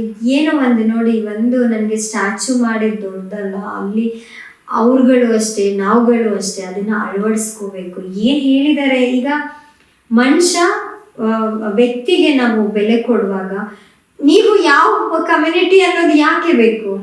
ಸೊ ನೀವ್ ನನ್ನ ಹೆಂಗ್ ಟ್ರೀಟ್ ಮಾಡ್ತೀರಾ, ನಾನು ಅದಕ್ಕಿಂತ ಜಾಸ್ತಿ ಒಳ್ಳೆ ತರದಲ್ಲಿ ಟ್ರೀಟ್ ಮಾಡ್ಬೇಕು ಅನ್ನೋದು ನನ್ನ ಇಂಟೆನ್ಷನ್ ಅಲ್ಲಿ ನಾವು ಅದನ್ನ ಪುತ್ಥಳಿನ ಮಾಡಿದ್ವಿ. ಆಗ ನವೋದಯ ಬಗ್ಗೆ ಒಂದು ಹೋರಾಟ ನಡೆಸಿದ್ರಿ ಮೇಡಮ್, ಅದ್ರ ಬಗ್ಗೆ ಸ್ವಲ್ಪ ತಿಳಿಸ್ಕೊಡಿ. ಹೌದು, ಇದು ದೊಡ್ಡ ಒಂದು ನೋಡಿ, ಎಷ್ಟೋ ಜನಗಳಲ್ಲಿ ಈಗ ಲಿಂಗಾಯತ ಸಮುದಾಯಕ್ಕೆ ಇದರಲ್ಲಿ ಅನ್ಯಾಯ ಆಗ್ತಾ ಇರೋದು. ಲಿಂಗಾಯತ ಸಮುದಾಯಕ್ಕೆ ಯಾಕೆ ಅಂತ ಹೇಳಿದ್ರೆ, ಒಂದಷ್ಟು ಹೋರಾಟಗಳ ನಂತರ ನಮ್ಮ ಗವರ್ಮೆಂಟ್ ಅಲ್ಲಿ, ಅಂದ್ರೆ ಕರ್ನಾಟಕ ಸರ್ಕಾರ OBC ಮಾಡಬೇಕು, ಕೆಲವು ಸಮುದಾಯ ಅಂದ್ರೆ ಲಿಂಗಾಯತ ಇದರಲ್ಲಿ ಇರೋದ್ರಲ್ಲಿ ಮಾಡಬೇಕು ಅಂತ ಮಾಡಿದ್ರು. ಇಲ್ಲಿ OBC ಅಂತ ಹೇಳ್ತಾರೆ, ಸೆಂಟ್ರಲ್ ಅಲ್ಲಿ ಅದನ್ನ ತಗೊಳ್ತಾ ಇಲ್ಲ. ಈಗ ಏನಂತ ಹೇಳಿದ್ರೆ, ನಾವು ಯಾವುದೇ ಕಮ್ಯುನಿಟಿಗೆ ಅಂತ ಹೇಳಿ ಮಾಡೋ ಏನ್ ಹೇಳ್ತಾರೆ ಅದಕ್ಕೆ, ಈ ಅವ್ರಿಗೆ ಕಮ್ಮಿ ಅಂದ್ರೆ ನಾವೇನೋ ಅವ್ರಿಗೆ ಹೆಚ್ಚಾಗಿ OBC ಅಂತ ಹೇಳಿದ್ರೆ ಅದಕ್ಕೆ ರಿಸರ್ವೇಶನ್ ಅಂತ ಇರುತ್ತೆ ಆ ಥರ. ಈ ರಿಸರ್ವೇಶನ್ ಅನ್ನೋದು ಬಡವರುಗಳು ಎಲ್ಲ ಕಮ್ಯುನಿಟಿಲೂ ಇದ್ದಾರೆ, not only in SC or not only in Gowda, not only in ಬೇರೆ ಕುರುಬ, ಆ ಥರ ಲಿಂಗಾಯತರು ಇದ್ದಾರೆ. ಸೊ ಅಲ್ಲಿರೋ ಮಕ್ಳುಗಳಿಗೆ ಟ್ಯಾಲೆಂಟ್ ಇದ್ದಾಗ ಅವ್ರಗಳಿಗೆ ಈ ಫೆಸಿಲಿಟೀಸ್ ಅಂದರೆ ಈ ಏನು ಹೇಳಿದ್ರಿ ಎಲ್ಲ OBC ನವೋದಯದಲ್ಲಿ ಅದರಲ್ಲಿ ಪಾಪ ಅವ್ರಿಗೂ ಮಾಡ್ಕೊಡ್ಬೇಕು ಅನ್ನೋದು ಇತ್ತು. ಆ ಟೈಮಲ್ಲಿ ಪಾಪ ತುಂಬ ಜನ ಎಕ್ಸಾಮ್ ಮಾಡಿಬಿಟ್ಟಿದ್ದಾರೆ OBC ಅನ್ನೋ ಅದಕ್ಕೆ ಅವ್ರಿಗೆ ಕರೆಕ್ಟಾಗಿ ಸಿಗ್ತಾ ಇಲ್ಲ, ಅವ್ರಿಗೆ ಸೆಂಟ್ರಲಲ್ಲಿ ಅವ್ರನ್ನ ಆಕ್ಸೆಪ್ಟ್ ಮಾಡ್ಕೊತಾ ಇಲ್ಲ. ಆಗ ತುಂಬ ತೊಂದರೆ ಪಟ್ವು ಮಕ್ಳುಗಳು, ಅಳ್ತಾ ಇರೋರು, ಏನಂತ ಹೇಳೋರು ಅಂದರೆ ಮೇಡಮ್ ನಾವು ಬೆಳಗ್ಗೆ ಅವ್ರ ಅಮ್ಮಂದಿರು ತುಂಬ, ಬಿಕಾಸ್ ನಾವೊಂದು ಒಬ್ಬ ಸ್ಟೂಡೆಂಟ್ ಓದಿ ಅವನೇನೋ ಸಕ್ಸಸ್ ಆಗಿರ್ತಾನೆ ಅಥವಾ ತುಂಬ ಚೆನ್ನಾಗಿ ಗ್ರೇಡ್ ತಗೊಂಡಿರ್ತಾನೆ ಅಂದರೆ ಪೇರೆಂಟ್ಸ್ಗಳು ತುಂಬ, ಅದರಲ್ಲೂ ಮದರ್ಗಳು ಜಾಸ್ತಿ. ಸೊ ಅದರಲ್ಲಿ ಅವ್ರ ಪೇರೆಂಟ್ಸ್ಗಳು ಅಥವಾ ಅವ್ರ ಅಮ್ಮ ಅಂದಿರು ಅಳೋರು, ಹೆಂಗೆ ಅಂದರೆ ನನ್ನ ಮಗಳು ಬೆಳಗ್ಗೆ ಅಷ್ಟೊತ್ತಿಗೆ ಹೇಳೋಳು, ಇಷ್ಟೆಲ್ಲ ಮಾಡಿದ್ದಾರೆ ಮಕ್ಕಳು, ಇವಾಗ ನೋಡಿದ್ರೆ ನಮಗೆ ಸೆಂಟ್ರಲಲ್ಲಿ OBC ಇಲ್ಲದೆ ಇರೋದ್ರಿಂದ ನನ್ನ ಮಕ್ಳುಗಳನ್ನ ತಗೊಳ್ತಾ ಇಲ್ಲ. ಸೊ ಈ ಥರ ಎಲ್ಲ ಅಂದಾಗ ನಮಗೆ ಬೇಜಾರಾಗಿ ನಾನು ಫಸ್ಟು DC ಆಫೀಸಲ್ಲಿ ನಮ್ಮ ಸಂಘಟನೆಯಿಂದ ಮಾಡಿದ್ವಿ. ಅದಾದಮೇಲೆ ಇಲ್ಲಿ ಆಗಲ್ಲ ಅಂತ ಗೊತ್ತಾಗಿ ಅದನ್ನು ಮತ್ತೆ ಆವಾಗ ಇವರು ಬೊಮ್ಮಾಯಿಯವರು CM ಆಗಿದ್ರು. ಸೊ ಆಗ್ಲೂ ಅಲ್ಲಿಗೂ ಹೋಗಿ ಸರ್ ರಿಕ್ವೆಸ್ಟ್ ಮಾಡ್ಕೊಂಡ್ವಿ, ಏನಿದೆ ಅಟ್ಲೀಸ್ಟ್ ರಿಸರ್ವೇಶನ್ ಇದೆಯಾ OBC ಏನಿದೆ, ನಮ್ಮ ಲಿಂಗಾಯತರಿಗೆ ಏನು ಕೇಳಿದ್ದಾರೆ ನೀವು, ಹೌದು ಕೊಡ್ತೀವಿ ಅಂತೀರಾ, ಅಲ್ಲಿ ಈ ಥರ ಇದೆ. ಆ ಸಮಸ್ಯೆ ಇದಾಗಬೇಕಲ್ಲ, ಯಾವುದಾದ್ರೂ ಒಂದಕ್ಕೆ ಫಿಕ್ಸ್ ಆಗಬೇಕಲ್ಲ, ಒಂದು ಕೊಡ್ತೀವಿ ಇಲ್ಲ. ಸೊ ಜನಗಳಿಗೆ ಇನ್ನೂ ಕನ್ಫ್ಯೂಷನಲ್ಲೇ ಇದ್ದಾರೆ, ಒದ್ದಾಡ್ತಾ ಇದ್ದಾರೆ. ಇದೊಂದು ದೊಡ್ಡ ಆಮೇಲೆ ಎಲ್ಲ ಕಡೆನೂ ರಾಜಕೀಯ ಅಂತ ಹೇಳಿದ್ರೆ ವೀರಶೈವ ಲಿಂಗಾಯತರು ಮುಖಂಡರುಗಳು ಅಂತ ಯಾರು ಮಾಡ್ತಾ ಇಲ್ಲ ಈ ವಿಷಯಗಳನ್ನ. ಸೊ ತುಂಬ ಬೇಜಾರಿದೆ. ನೋಡೋಣ ಮುಂದಿನ ದಿನಗಳಲ್ಲಿ ಯಾವ ಮಟ್ಟಕ್ಕೆ ನಮ್ಮ ಕೈಯಲ್ಲಿ ಏನು ಸಹಕರಿಸ್ಬೋದು. ನಾನು ಹೋರಾಟಕ್ಕೆ ಜಯ ಸಿಗುತ್ತೆ ಮೇಡಮ್. Thank you. ನಮ್ಮ ಸಮಾಜದಲ್ಲಿ ನಿಮ್ಮ ಈಗಿನ ಹೆಣ್ಮಕ್ಳಿಗೆ ನಿಮ್ಮ ಕಿವಿ ಮಾತೇನು? ಇವಾಗಿನ ಹೆಣ್ಮಕ್ಳುಗಳಿಗೆ ಅಂತ ಹೇಳಿದ್ರೆ ನಾನು ಹೇಳೋದಾದ್ರೆ ಫೈನಾನ್ಷಿಯಲಿ ಇಂಡಿಪೆಂಡೆಂಟ್ ಆಗೋದನ್ನ ತುಂಬ ಅವರು ಕಲಿಬೇಕು. ಈಗ ಫೈನಾನ್ಷಿಯಲಿ ಇಂಡಿಪೆಂಡೆಂಟ್ ಅಂದ ತಕ್ಷಣ ನಾನು ಮೇಲ್ಗಿಂತ ದೊಡ್ಡೋಳು ಅಂತ ಆಗಲ್ಲ. ಫೈನಾನ್ಷಿಯಲಿ ಇಂಡಿಪೆಂಡೆಂಟ್ ಆಗೋದು ಯಾಕೆ ಅಂತ ಹೇಳಿದ್ರೆ, ನೀವು ನನಗೊಂದು ರೆಸ್ಪೆಕ್ಟ್ ಕೊಡ್ಬೇಕಂದ್ರೆ ನಾನು ಆ ಥರ ಇರಬೇಕು. ನಾನೇ ಮುಂಚೆನೇ ನಿಮಗೆ ತಗ್ಗಿ ಬಗ್ಗಿನೇ ಇರ್ತೀನಿ, ನಾನು ನೀವು ಹೇಳಿದ್ ಕೇಳೋಕೇನೆ ಇರ್ತೀನಿ ಅನ್ನೋದಲ್ಲ ಸೊಸೈಟಿ. ಬಿಕಾಸ್ ಬಸವಣ್ಣ ಆಗಲಿ ಅಂಬೇಡ್ಕರ್ ಅವ್ರು ಹೋರಾಟ ಮಾಡಿರೋದಿದೆ, ಇದನ್ನೇ ಕಾನ್ಸ್ಟಿಟ್ಯೂಷನ್ ಹೋರಾಟ ಮಾಡಿರೋದು ಇದೆ. ಕಾನ್ಸ್ಟಿಟ್ಯೂಷನ್ ತಿಳ್ಕೊಂಡಾಗ ಹೆಣ್ಮಕ್ಳುಗಳು ನಾವು ಬರೀ 4 ಗೋಡೆಗೇನೆ ಫಿಕ್ಸ್ ಅಂತ ಆಗಬಾರ್ದು ಮುಂದಿನ ದಿನಗಳಲ್ಲಿ. ಆಮೇಲೆ 4 ಗೋಡೆಗೇನೆ ಫಿಕ್ಸ್ ಆದವರು ಏನೂ ಅಲ್ಲ ಅಂತಲೂ ನಾನು ಹೇಳಲ್ಲ. ಅಡುಗೆ ಮಾಡಿ 4 ಜನಗಳನ್ನ ನಾವು ಅವ್ರನ್ನೆಲ್ಲ ಅವ್ರದ್ದು ಸಮಸ್ಯೆಗಳನ್ನ ನೋಡಿ ಅಲ್ಲಿ ಏನೇ ಬಂದರೂ ಅನುಭವಿಸಿ ನಾವು ಅಲ್ಲೂ ಸಕ್ಸಸ್ ಆಗೋದು ನಾಟ್ ಈಸಿ. ಅವರು ಸ್ಟ್ರಾಂಗ್ ವುಮೆನ್ನೇ, ನಾನು ಅವ್ರನ್ನ ಇದು ಮಾಡ್ತಾ ಇಲ್ಲ. ಬಟ್ ಸೇಮ್ ಟೈಮ್ ನಮಗೆ ನಮ್ಮದೇ ಆದ ಜವಾಬ್ದಾರಿಗಳಿದೆ. ಅದರಲ್ಲೂ ಒಂದು ಹೆಣ್ಣು ಮಕ್ಕಳಿಗೆ ಅವ್ರ ಮಕ್ಕಳುಗಳು ನಮಗೆ ರೆಸ್ಪೆಕ್ಟ್ ಕೊಡಬೇಕು ಅಂದರೂ ಕೂಡ ಏನು ಮಾಡಬೇಕು ಅಂತ ಹೇಳಿದ್ರೆ, ನಾವು ಆ ರೆಸ್ಪೆಕ್ಟ್ನ ತಗೋಬೇಕು. ಹೆಂಗೆ ಮಾಡಬೇಕು, ನಾವು ಅದನ್ನು ಮಕ್ಕಳುಗಳಿಗೆ ಹೇಳ್ಕೊಡೋ ರೀತಿಗಳು. ಅಮ್ಮ ಯಾವಾಗಲೂ ಕೆಲಸ ಮಾಡ್ತಿರ್ತಾಳೆ, ಅಮ್ಮ ಇರೋದೇ ಅದಕ್ಕೆ, ಹೆಣ್ಮಕ್ಳು ಇರೋದೇ ಅದಕ್ಕೆ ಅಂತ ಆಗಬಾರ್ದು. ನಾವು ಯಾವಾಗ ಅಲ್ಲಿ ನಿಂತು ತೋರಿಸ್ತೀವಿ, ನಮ್ಮ ಕೈಲಿ ಹಿಂಗೂ ಆಗುತ್ತೆ, ನಾವು ಹೊರಗಡೆನೂ ಮಾಡ್ತೀವಿ, ನಾವು ಹೀಗೂ ಇರ್ತೀವಿ. ಅಥವಾ ಮನೇಲಿರೋದು ಹೌಸ್ ವೈಫು ಒಂದು ರೆಸ್ಪೆಕ್ಟೆಡ್ ಇದು ಅಂತ ಏನು ಅದೊಂದು ಕ್ವಾಲಿಟಿ ಅನ್ನೋದು ಮಕ್ಳುಗಳಿಗೆ ನಾವು ಹೇಳ್ಕೊಡ್ತಾ ಹೋದಾಗ, ಹೆಣ್ಮಕ್ಳುಗಳಿಗಿರ್ಬೋದು ಗಂಡು ಮಕ್ಳುಗಳು, ಅದು ಒಂದು ಈಕ್ವಲಿಟಿ ಅಲ್ಲಿಂದನೇ ಬೆಳಿಬೇಕು, ಮಕ್ಕಳಿಂದನೇ ಬೆಳಿಬೇಕು.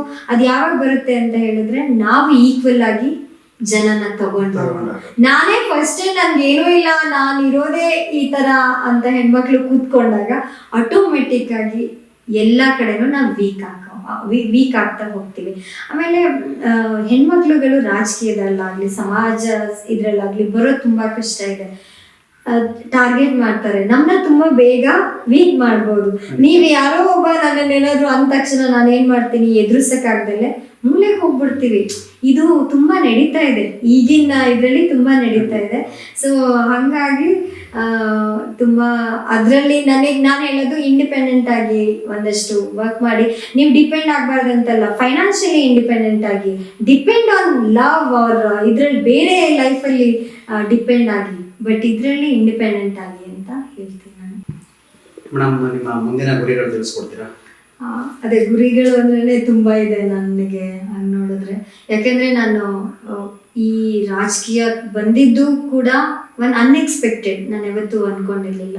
ಇಲ್ಲಿಗೆ ಬಂದ ಮೇಲೆ ಸಮಸ್ಯೆಗಳನ್ನ ನೋಡುವಾಗ, ಅಥವಾ ನಾವು ಯಾವಾಗಲೂ ಹೇಳ್ತಿರ್ತೀವಿ ನೆಂಟರು ಅಂತ, ಇಲ್ಲಿ ಬಾಂಧವರು ಅಂತ, ಅವ್ರುಗಳಿಗಿಂತ ನಮ್ಮನ್ನ ನೋಡಿ ನಂಬಿ ಓಟ್ ಹಾಕಿದ್ದಾರೆ ಅಲ್ಲ ಜನಗಳು, ಅವ್ರುಗಳು, ಯಾಕೆಂದ್ರೆ ಅವರು ಓಟ್ ಕೊಟ್ಟು ನಮ್ಮನ್ನು ನಂಬಿ ಹಾಕಿದಾರಲ್ಲ, ಅವ್ರಿಗೋಸ್ಕರ ನಾನು ಏನಾದ್ರು ಮಾಡಬೇಕು ಅಂತ ಬಟ್ ಹೋರಾಟ ಮಾಡಿದೆ. ನನ್ನ ಕೈಲಿ ಆಗಿಲ್ಲ. ನನ್ನ ಈ ಗ್ರಾಮ ಪಂಚಾಯತಿ ಲೆವೆಲಲ್ಲಿ ಕೆಲವರು ನಾನು ಓಟ್ ಕೇಳೋಕೆ ಹೋಗೋ ಸಂದರ್ಭಗಳಲ್ಲಿ ಕೈ ಹಿಡ್ಕೊಂಡು ಹೇಳಿದ್ದಾರೆ, ನಾನು ಇಷ್ಟು ವರ್ಷಗಳಿಂದ, ಕೆಲವರು ವಯಸ್ಸಾದ ಲೇಡಿಗಳು ಎಲ್ಲ ಹೇಳೋರು ಏನಂತ ಹೇಳಿದ್ರೆ, ನನಗೆ ತುಂಬ, ನಾನು ಇಷ್ಟು ವರ್ಷ ಕಷ್ಟಪಟ್ಟಿದ್ದೀನಿ, ಈ ಜಾಗದಲ್ಲೇ ಇದ್ದೀನಿ, ಆದರೆ ನನಗೆ ನನ್ನದೇ ಆದ ಒಂದು ಕಲ್ಲು ನಂದು ಅಂತ ಹೇಳ್ಕೊಳಕ್ಕಿಲ್ಲ ಅಂತ.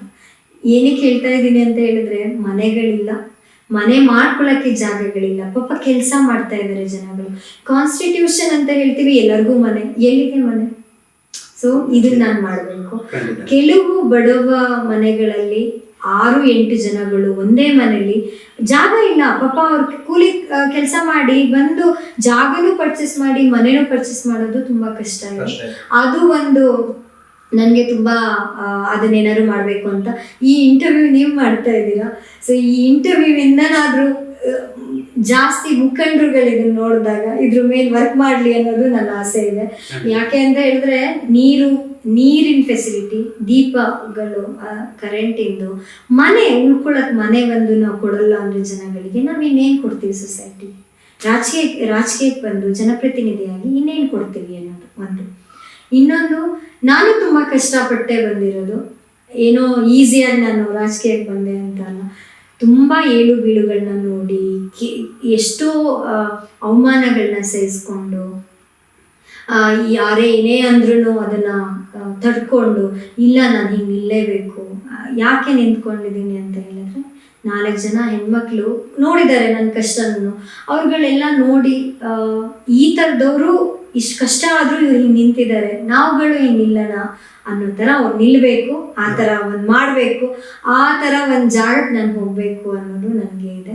ಸೊ ಜನಗಳ ಲೇಡೀಸ್ಗಳಿಗೆ ಗೌರವಗಳನ್ನ ಕೊಡುವಂಥ ಜಾಗ ಮಾಡ್ಕೋಬೇಕು. ಸೊ ಇದು. ಆಮೇಲೆ ಹೆಣ್ಮಕ್ಳುಗಳಿಗೆ ನಾನು ಜಾಸ್ತಿ ಹೇಳಬೇಕಂದ್ರೆ, ಆ ಹೆಣ್ಮಕ್ಳುಗಳಿಗೆ ಶಕ್ತಿ ತುಂಬಬೇಕು ಅನ್ನೋದು ತುಂಬ ಇದೆ. ಆಮೇಲೆ ಈಕ್ವಲಿಟಿ ಅನ್ನೋದು ನಾನು ತುಂಬ ನಂಬ್ತೀನಿ. ಲಿಂಗ ಭೇದ ಅಥವಾ ಜಾತಿ ಭೇದ ಇವ್ಯಾವುದೂ ಇರಬಾರ್ದು ನನಗೆ. ಆಮೇಲೆ ಇನ್ನೂ ಒಂದು ಹೇಳ್ತೀನಿ, ಏನಂತ ಹೇಳಿದ್ರೆ, ನಾವು ಇದ್ದವ್ರಿಗೆ ಎಷ್ಟು ಕೊಟ್ಟರು ಸಮಾಧಾನ ಆಗಲ್ಲ. ನಿಮಗೆ 500 ರೂಪಾಯಿ ಯಾರಾದ್ರೂ ಕೊಟ್ರೆ ನಿಮ್ಗೆ ಏನ್ ಅನ್ಸುತ್ತೆ? ನನ್ನ ಹತ್ರ ಜಾಸ್ತಿ ದುಡ್ಡಿದೆ, ನಿಮಗೆ 500 ರೂಪಾಯಿ ಕೊಟ್ರೆ ಏನನ್ಸುತ್ತೆ? ಇಷ್ಟು ದುಡ್ಡಿತ್ತು, ನಂಗೆ ಇನ್ನೊಂದು 100 ರೂಪಾಯಿ ಸೇರಿಸ್ಕೊಡ್ಬೋದಿತ್ತು, ನೋಡಪ್ಪ ಇಷ್ಟೇ ಕೊಟ್ರು.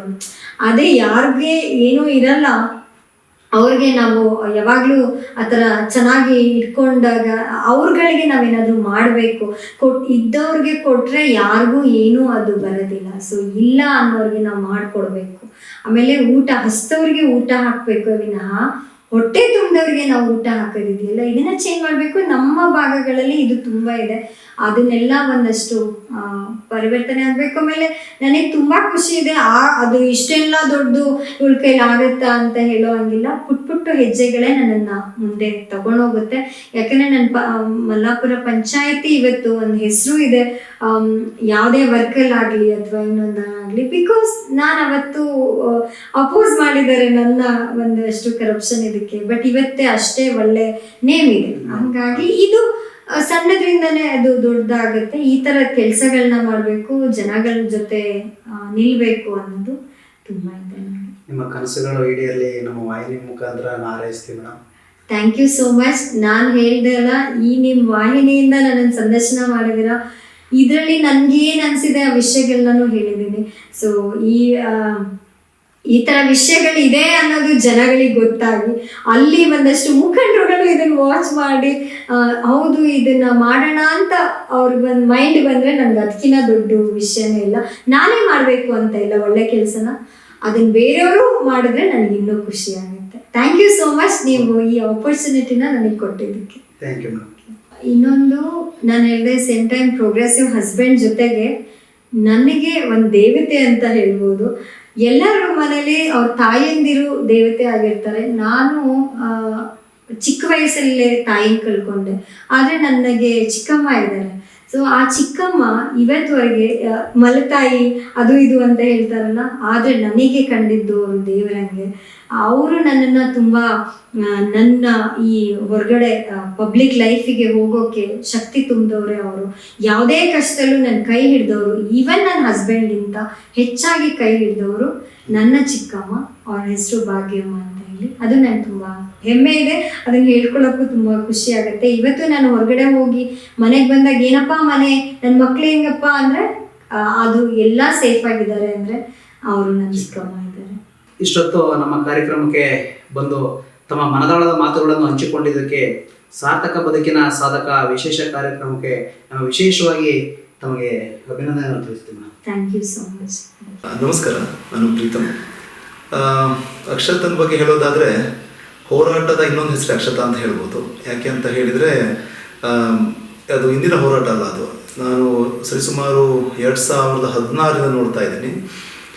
ಮನೆಗೆ ಯಾರೇ ಒಂದು ಸಣ್ಣ ಸಮಸ್ಯೆ ತಗೊಂಡು ಬಂದರೂ ಕೂಡ ಅದನ್ನು ಪರಿಹಾರ ಮಾಡೋ ತನಕ ಅವಳು ಆ ಒಂದು ಸಮಸ್ಯೆಯಿಂದ ಹಿಂದೆನೇ ಬೆನ್ನತ್ತಿ ಹೋರಾಟನ ಮಾಡ್ತಾಳೆ. ನನಗೆ ಸಾಮಾನ್ಯವಾಗಿ ನೆನಪಾಗೋದು ಅಂದರೆ ಕೆಲವು ಹೋರಾಟಗಳದು ಈ ಕಾಡೂರು ಭಾಗದಲ್ಲಿ ಒಂದು 200 ಮನೆಗಳು HRP ಜಾಗದಲ್ಲಿ ಇತ್ತು. ಸರಿಸುಮಾರು ಒಂದು 200 ಮನೆಗಳು. ಅದನ್ನು ಆ ವಿಚಾರ ಅಕ್ಷತನಿಗೆ ಬಂದಾಗ ಇಟ್ ವಾಸ್ ವೆರಿ ಚಾಲೆಂಜಿಂಗ್, ತುಂಬ ಚಾಲೆಂಜಿಂಗ್. ಯಾಕಂದರೆ HRPಯಿಂದ ಅದು ಮತ್ತು ರೆವಿನ್ಯೂಗೆ ಬಂದು ಅವ್ರಿಗೆ ಹಕ್ಕುಪತ್ರ ವಿತರಣೆ ಆಗಬೇಕಿತ್ತು. ಸೊ ಆ ಟೈಮಲ್ಲಿ ಅವ್ರು ಮಾಡೋಂಥ ಹೋರಾಟ ಇವತ್ತು ಕೂಡ ಸರ್ಕಾರಿ ದಾಖಲೆಗಳಲ್ಲಿ ಅಕ್ಷತ ಹೆಸರು ಉಂಟು ಇವತ್ತು.